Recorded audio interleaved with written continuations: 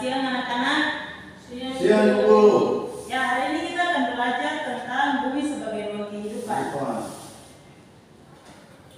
Di sini ada yang tahu bumi sebagai ruang kehidupan? Coba berikan satu contoh. Seperti ini saya, seperti bumi. Bumi ruang kehidupan itu sepertinya kita yang ada ini. Di dalam bumi itu seperti tempat tinggal dan ada kita seperti makhluk hidup, manusia, tumbuhan yang ada ini. Kalau di langit itu seperti bidang, bulan dan sebagainya. Itu mungkin dari saya. Terima kasih. Ya, baik. Kita lanjut. Fase pembentukan bumi. Fase-fase pembentukan bumi terdiri atas 8 fase, yaitu yang pertama fase awal mula jadi alam semesta, yaitu Big Bang. Pada saat Big Bang, bumi terwujud tetapi bahan-bahannya telah ada bersama dengan bahan-bahan bintang dan planet lain. Itu fase yang pertama. Dan fase yang kedua itu pembentukan bintang-bintang. Matahari dan bumi sebagai calon tata surya sebelum dilahirkan. Itu fase yang kedua. Dan fase yang ketiga yaitu fase supernova, yaitu ledakan dari suatu bintang di galaksi yang memancarkan energi yang teramat besar. Dan fase yang keempat yaitu pendinginan nebula. Barulah setelah ada kejutan lagi dari supernova yang ada di sekitarnya, gravitasi antar bahan nebula mulai aktif. Ketika gravitasi mulai bekerja, pembentukan sebuah bintang atau matahari mulai terjadi. Itu adalah fase yang keempat. Dan fase yang kelima, pembentukan matahari dan cincin planet. Sebagian debu dan gas di bagian dalam bulan mulai berkumpul dan bergabung, kemudian secara perlahan-lahan. Dan fase yang keenam yaitu areksi. Pada saat ini bumi dengan susunan materi yang seragam, belum ada dataran dan lautan. Dan fase yang ketujuh, fase pembentukan bumi. Bahan-bahan dari meteor yang memiliki berat jenis yang lebih tinggi mulai tenggelam ke pusat bumi. Akibatnya terbentuklah inti bumi. Dan fase yang ke-8 yaitu pembentukan atmosfer, samudra dan makhluk hidup. Teori pasang surut gas. Teori pasang surut gas pertama kali ditemukan oleh James dan Harold Jever tahun 1918. Menurut mereka, sebuah bintang besar mendekati matahari dalam jarak dekat dan menyebabkan terjadinya pasang surut pada tubuh matahari yang saat itu masih berupa gas. Saat bintang tersebut mendekat, akan terbentuk gelombang raksasa pada tubuh matahari yang disebabkan oleh gaya tarik bintang. Ya, karena ini adalah gambar ya, gambar dari teori pasang surut gas. Ya, jadi ini adalah matahari dan dikelilingi oleh bintang-bintang. Jelas? Jelas. Ya, baik, kita akan lanjut. Yang pertama itu yang bagian ada yang B adalah teori ledakan besar. Teori ledakan besar atau Big Bang mungkin menjadi salah satu yang paling terkenal. Teori ini menyebut bahwa bumi terbentuk selama puluhan miliar tahun. Mulanya terdapat gumpalan kabut raksasa yang berputar pada porosnya. Putaran tersebut menyebabkan bagian-bagian kecil dan ringan dari kabut terlempar keluar dan berkumpul membentuk cakram raksasa. Dan waktu gumpalan kabut raksasa itu meledak, membentuk galaksi dan nebula. Selama kurang lebih 4,6 miliar tahun, nebula-nebula tersebut membeku dan membentuk galaksi Bima Sakti yang di dalamnya terdapat tata surya. Ya, ini adalah gambar teori ledakan besar. Anak-anak bisa lihat? Oh, bisa lihat. Jelas kah? Teori pembentukan bumi yang selanjutnya dinamakan dengan teori kabut nebula. Teori ini dikemukakan oleh Immanuel Kant di tahun 1755 dan kemudian disempurnakan oleh Pierre Delaplace di tahun 1796. Karena itu teori ini juga sering dikenal sebagai teori kabut. Teori ini menyebut kabut. Teori ini menyebut bahwa di dalam semesta terdapat gas yang berkumpul menjadi kabut nebula.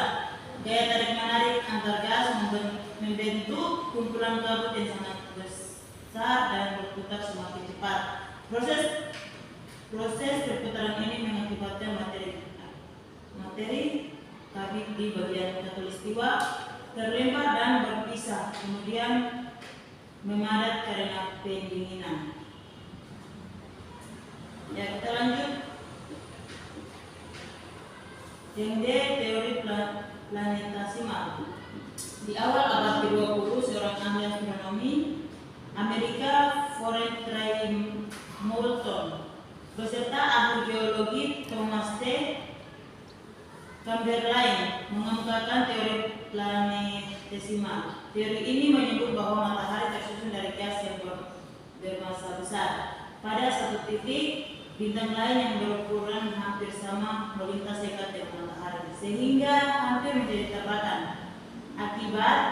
Akibatnya gas dan materi ringan di bagian di matahari dan bintang tersebut menjadi tertarik. Materi yang terlempar mulai menyusut dan membentuk kumpulan-kumpulan yang dinamakan dengan planetesimal. Planetesimal tersebut mendingin dan memadat hingga akhirnya menjadi planet-planet yang mengelilingi matahari. Ya, ini adalah gambar dari teori planetesimal. Anda bisa perhatikan depan? Jelas kah? Jelas. Ya, baik, kita akan teori berikutnya itu teori bintang kembar. Teori pembentukan bumi yang berakhir dikenal dengan sebutan teori bintang kembar. Teori ini dicetuskan oleh ahli astronom Raymond Arthur. Menurutnya, galaksi merupakan kombinasi dari bintang kembar. Salah satu bintang tersebut meledak dan menyebabkan banyak material yang terlempar. Karena bintang yang tidak meledak memiliki gaya gravitasi yang kuat, sebaran pecahan ledakan bintang lainnya mengelilingi bintang tersebut.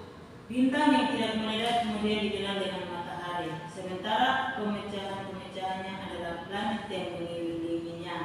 Ya, ini adalah gambar teori bintang kembar. Nana bisa lihat? Bisa. Ya. Baik, kita akan lanjut. Yang ketiga itu teori pembentukan bumi. Kondisi bumi pada awal terbentuknya berbeda dengan kondisi sekarang. Pada saat itu bahan bumi masih homogen atau seragam tanpa benua dan samudra. Unsur yang ada di dalam terdiri dari silikon, oksida besi, magma dan sebagian kecil berupa unsur kimia lainnya. Pada awal pembentukan seluruh bagian planet bumi, relief dingin, namun lama-kelamaan meningkat suhunya menjadi seperti saat ini. Tingginya suhu pada bagian inti bumi mengakibatkan unsur besi mencair, sedangkan disintegrasi adalah proses penguraian unsur-unsur radioaktif seperti uranium, thorium, dan potasium, di mana pada saat proses penguraian dikelilingi dengan proses pelepasan panas. Ya, kita lanjut. Gaya dan proses yang terjadi dalam bumi akan dapat menyebabkan terbentuknya berbagai macam bentuk muka bumi, seperti terjadi daratan, benua, pegunungan dan perbukitan, cekungan, lembah, tebing dan lain-lain yang berupa dari permukaan bumi. Gaya dan proses yang terjadi di dalam bumi tersebut tidak dapat diamati atau diselidiki secara langsung, dan oleh karena itu perlu suatu metode dan pendekatan yang terdapat menghasilkan suatu teori atau hipotesis. Ini adalah gambar dari relief muka bumi. Anak-anak bisa perhatikan? Jelas kah? Jelas. Ya. Ya, kita lanjut. Gerakan konvergennya itu berupa gerakan saling bertubuhkan antara lempeng tektonik baik lempeng benua maupun lempeng samudra. Ada 3 jenis konvergen yaitu subduksi, obduksi, dan kolisi. Yang pertama yaitu subduksi, pergerakan konvergen antara lempeng benua dan lempeng samudra. Dengan lempeng samudra jatuh di bawah lempeng benua karena gravitasi spesifik lempeng benua kurang dari lempeng samudra. Contohnya adalah parit yang membentang dari barat Sumatera, selatan Jawa, dan ke selatan Nusa Tenggara.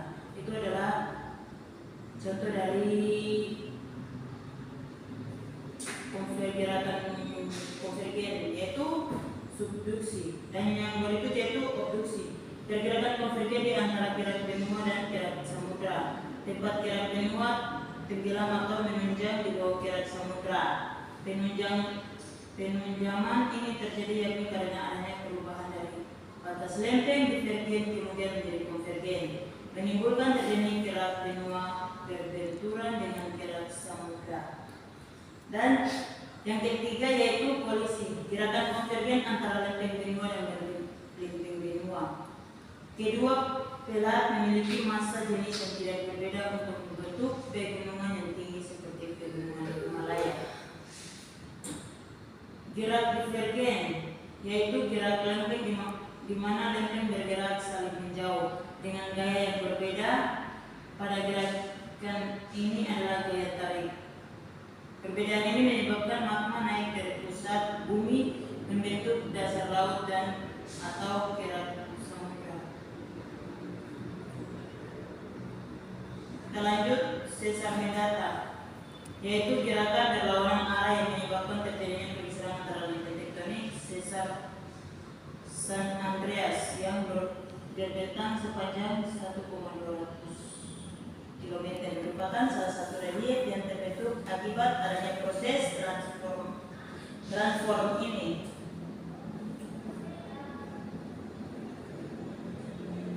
Ya, ini adalah gambar gerak lempeng tektonik. Anak-anak bisa perhatikan? Jelas? Ya, baik. Gua akan lanjut. Ya, kita lanjut perkembangan kehidupan di bumi. Menurut para ahli sejarah, perkembangan di bumi dibedakan menjadi 4, yaitu zaman Arkaikum, zaman Paleozoikum, dan zaman Mesozoikum, dan zaman Neozoikum. Bagaimana penjelasan mengenai 4 zaman tersebut? Berikut adalah yang pertama yaitu zaman Arkaikum. Zaman Arkaikum adalah zaman tertua yang berlangsung kurang lebih 2,500 juta tahun. Pada zaman di bumi masih berupa pola gas, sangat panas dan berputar pada porosnya. Itu adalah zaman Arkaikum. Dan zaman Paleozoikum. Zaman Paleozoikum adalah zaman di mana keadaan bumi masih belum stabil, iklim masih berubah-ubah dan curah hujan sangat besar. Zaman ini berlangsung kurang lebih 3.040 tahun. Dan zaman yang ketiga yaitu zaman Mesozoikum. Zaman Mesozoikum adalah masa yang berlangsung sekitar 150 juta tahun. Pada zaman itu perkembangan reptil mencapai puncaknya, terutama dinosaurus. Mesozoikum ditandai dengan aktivitas tektonik, iklim, dan evolusi. Benua-benua secara perlahan mengalami pergeseran dari saling menyatu dan satu sama lain menjadi seperti keadaan saat ini. Pergeseran ini menimbulkan spesial dan berbagai perubahan evolusi penting lainnya. Dan yang keempat yaitu zaman Neozoikum. Zaman ini berlangsung sekitar 60 juta tahun yang lalu. Saat itu keadaan bumi sudah semakin memungkinkan untuk mendorong munculnya makhluk hidup lain seperti binatang menyusui sejenis kera dan monyet. Dan yang ketiga yaitu rotasi dan evolusi bumi. Tiap hari kita mengalami siang dan malam. Ketika matahari terbit dari timur dan terus naik hingga ke atas kepala kita menyebut waktu tersebut sebagai pagi dan siang. Kemudian matahari mulai turun ke barat dan menjelang berpenuh bintang dan dihiasi bulan. Ya, ini adalah gambar dari rotasi bumi. Nah, Anda bisa lihat ya. Bisa. Ya, baik, Ibu akan jelaskan lanjut. Nah, rotasi bumi adalah pergerakan bumi pada porosnya, artinya bumi selalu berputar sambil mengelilingi matahari. Tapi mengapa kita tidak merasakannya? Akibat perputaran bumi pada porosnya rotasi bumi, maka akan terjadi beberapa peristiwa di bumi, yaitu terjadi siang dan malam. Bagian bumi yang menghadap ke arah matahari ketika berputar pada porosnya akan mengalami siang. Sebaliknya, bagian bumi yang membelakangi matahari akan mengalami malam. Dan hal ini terjadi secara bergantian, yaitu panjang waktu siang dan malam rata-rata 12 jam. Perbedaan waktu siang dan malam akan terjadi lebih besar pada tempat-tempat yang jauh dari khatulistiwa. Yang kedua, terjadinya perbedaan waktu di berbagai tempat di muka bumi. Orang-orang yang berada di sebelah timur akan mengalami matahari terbit dan terbenam lebih dahulu. Hal ini dikarenakan bumi berputar dari arah barat ke timur. Daerah yang berada pada suhu 15 derajat lebih ke timur akan melihat matahari terlebih dahulu selama 1 jam. Maka jika di Nusa Tenggara Barat matahari telah terbit, maka kita di Jakarta baru melihat matahari terbit 1 jam setelahnya. Atau jika di Nusa Tenggara Barat kita maka di Jakarta baru pukul 5:00.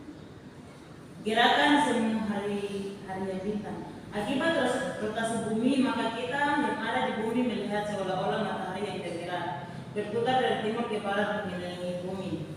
Padahal yang terjadi sebenarnya adalah matahari tidak bergerak, tetapi bumi berputar mengelilingi matahari dari barat ke timur. Gerak yang tidak sebenarnya dinamakan gerak semu hari bintang. Disebut gerak semu hari karena kita dapat mengamati setiap hari atau setiap saat.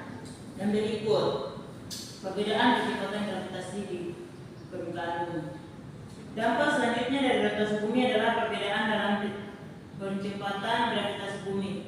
Rotasi bumi menghasilkan gerakan yang tidak teratur pada logam cair di dalam inti bumi. Kondisi ini mengakibatkan massa bumi tidak distribusi secara merata dan mengakibatkan percepatan gravitasi.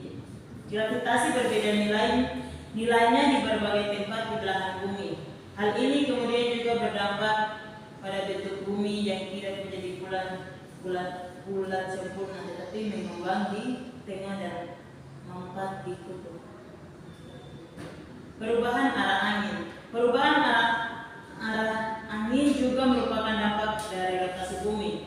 Angin bergerak menuju area dengan tertekan minimal. Ini menyebabkan perubahan arah angin sebagai efek dari gaya Coriolis di angin. Di belahan bumi utara, angin akan bergerak ke kanan. Sebaliknya, di belahan bumi selatan, angin akan berbelok ke kiri. Efek dari gaya Coriolis ini juga berdampak pada beberapa hal lain di bumi seperti perubahan air laut.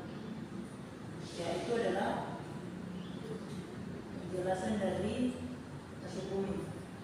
Dan kita lanjut yaitu revolusi bumi. Ya, ini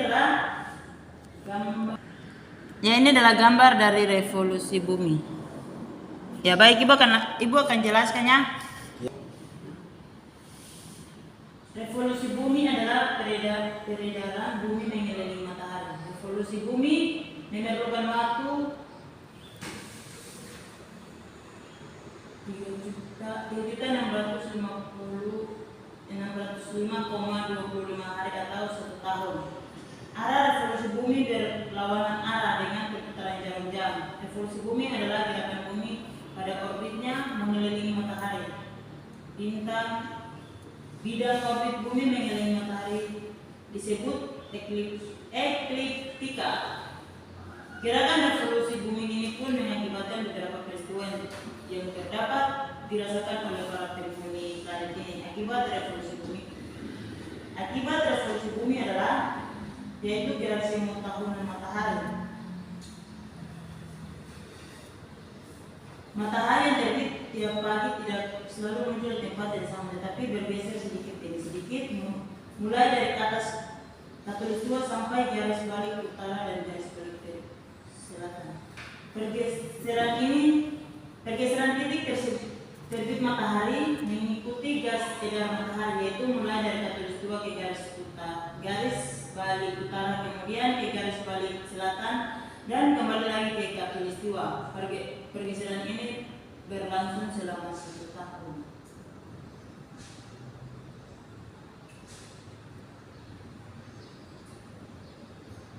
Yang kedua yaitu perubahan musim. Pergantian musim selain mengakibatkan perbedaan lamanya siang dan malam, pergeseran garis edar matahari juga mengakibatkan perubahan musim.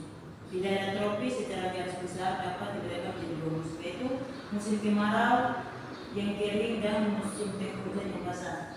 Sedang di daerah subtropis dapat dibedakan menjadi 4 musim, yaitu musim semi, musim hujan, musim panas, dan musim gugur. Musim-musim baik di daerah tropis maupun subtropis berulang dalam 1 tahun. Yang ketiga yaitu perbedaan lama siang dan malam. Kombinasi antara revolusi bumi serta kemiringan sumbu bumi terdapat bidang ekliptika, menimbulkan beberapa gejala alam yang diamati berulang setiap tahunnya. Yang keempat, perubahan penampakan rasi bintang. Rasi bintang adalah susunan bintang-bintang yang tampak dari bumi membentuk pola-pola tertentu.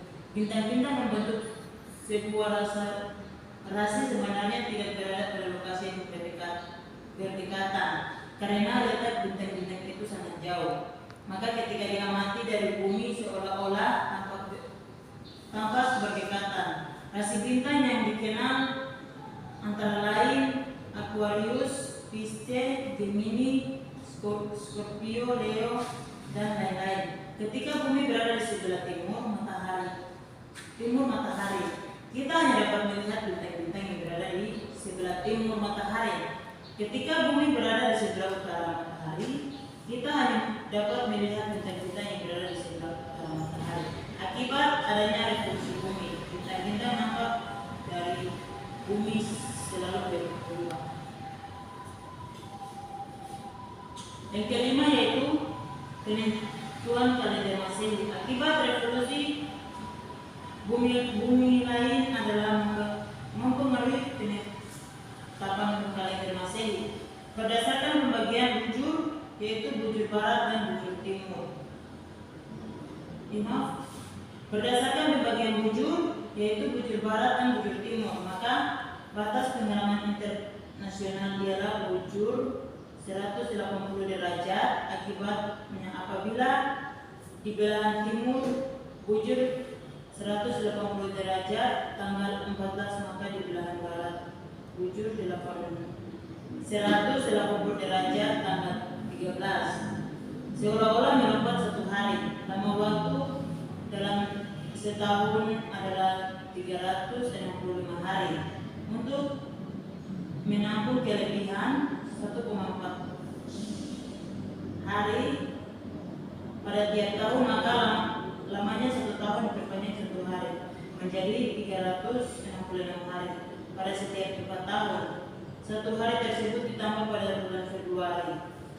Tahun yang lebih panjang sehari ini disebut tahun kabisat. Untuk mempermudah mengingat, maka terpilih sebagai tahun kabisat adalah tahun yang habis dibagi 4.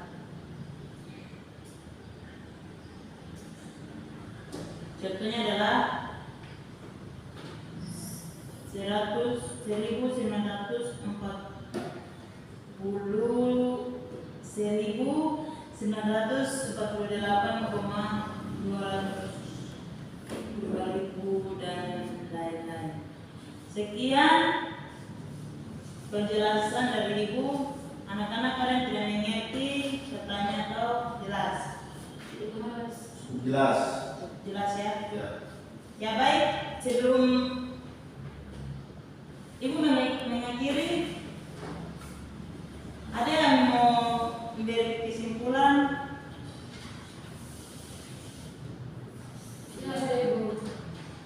Ya baru itu membuat kesimpulannya. Jadi bumi adalah planet kehidupan sampai saat ini. Bumi ada planet, belum ada planet lain di tata surya atau di jagat raya ini dapat dijadikan tempat tinggal makhluk hidup. Selain bumi juga disebut planet biru karena tampak biru jika dilihat dari luar angkasa. Ya, itu adalah kesimpulan dari kita pada siang hari ini. Sebelumnya itu ada nafsunya. Kira Betabo, Hadir. Israfiana, Depinje, Hadir. Gelina, ya baik. Ibu pikir cukup sekian. Selamat siang. Siap, Ibu. Terima kasih.